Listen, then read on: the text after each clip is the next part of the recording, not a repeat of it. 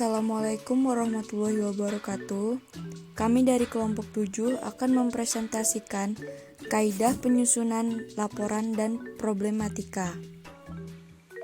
Perkenalkan, nama saya Farid Akbar Rahmat Firdaus, NIM 280.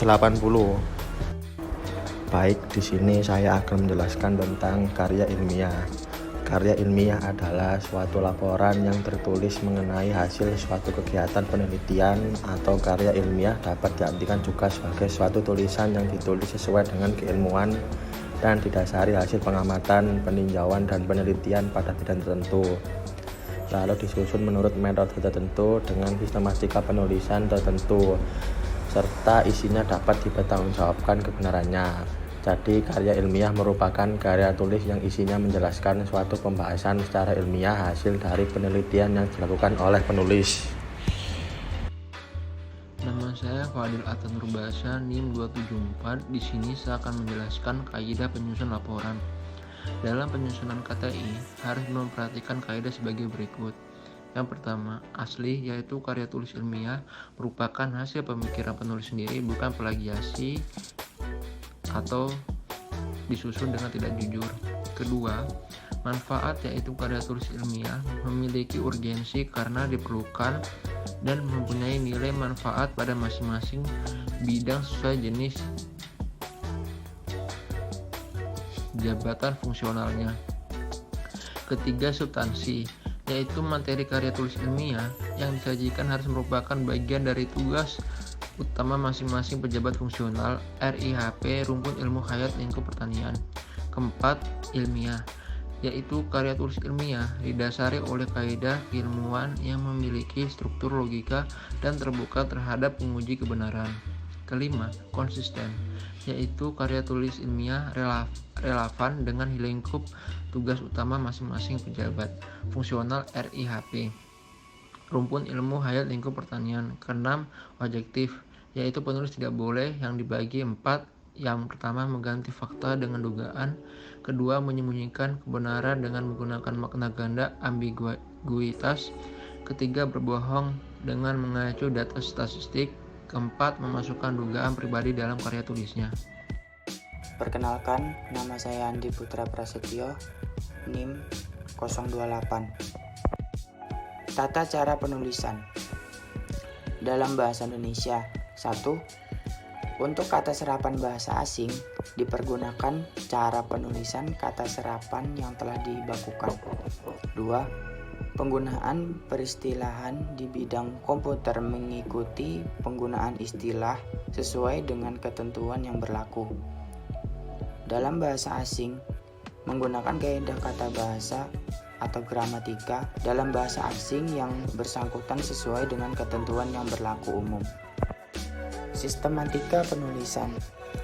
Karya tulis ilmiah dibangun oleh kesatuan gagasan yang dapat diidentifikasikan berdasarkan pemaknaan tautan antar gagasan yang tertuang dalam setiap bagian karangan.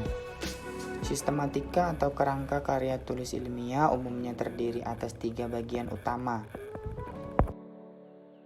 Perkenalkan, nama saya Anggita Salsabila Salma, NIM 182. Yang pertama, bagian awal atau pembukaan, menyajikan latar belakang masalah penulisan atau kajian, diikuti bagian permasalahan atau rumusan masalah, dan menyajikan maksud dan tujuan penulisan atau kajian. Yang kedua, bagian batang tubuh tulisan, merupakan bagian pembahasan tentang pokok tulisan dan permasalahannya dengan sistematika yang didasarkan pada kompleksitas suatu masalah yang disajikan.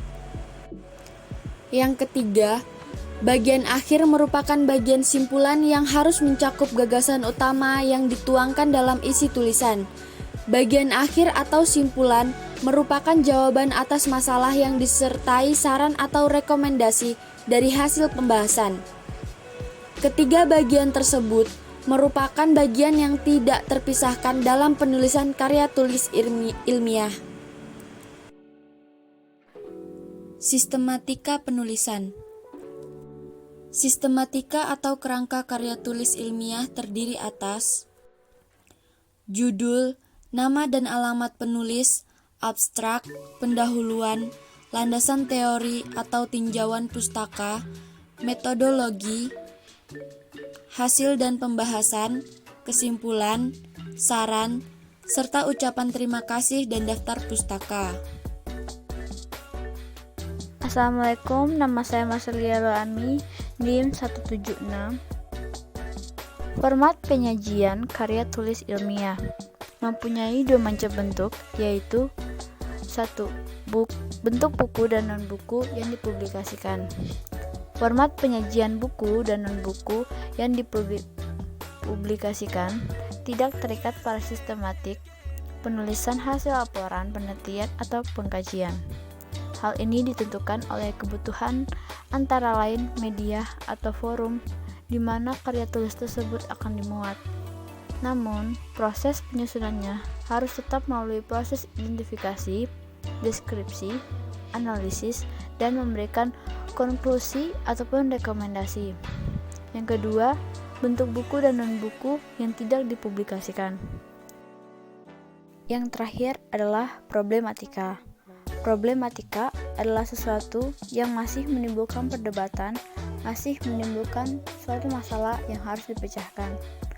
Problematika yang biasa ditemukan dalam penyusunan laporan yaitu 1. Tidak berbakat, 2. Kurangnya motivasi, sifat malas, tidak percaya diri, 3. Kesulitan untuk memulai dan tidak fokus, 4. Wawasan yang sempit akibat malas membaca, yang kelima, kendala kebahasaan. Yang keenam, penulisan berbelit-belit. Yang ketujuh, pengulangan kata berlebihan. Yang kedelapan, penggunaan kalimat tidak penting. Yang kesembilan, penggunaan istilah yang salah. Dan ke-10, kesalahan penerjemah. Sekian dari kelompok kami. Jika ada kesalahan kami mohon maaf. Assalamualaikum warahmatullahi wabarakatuh.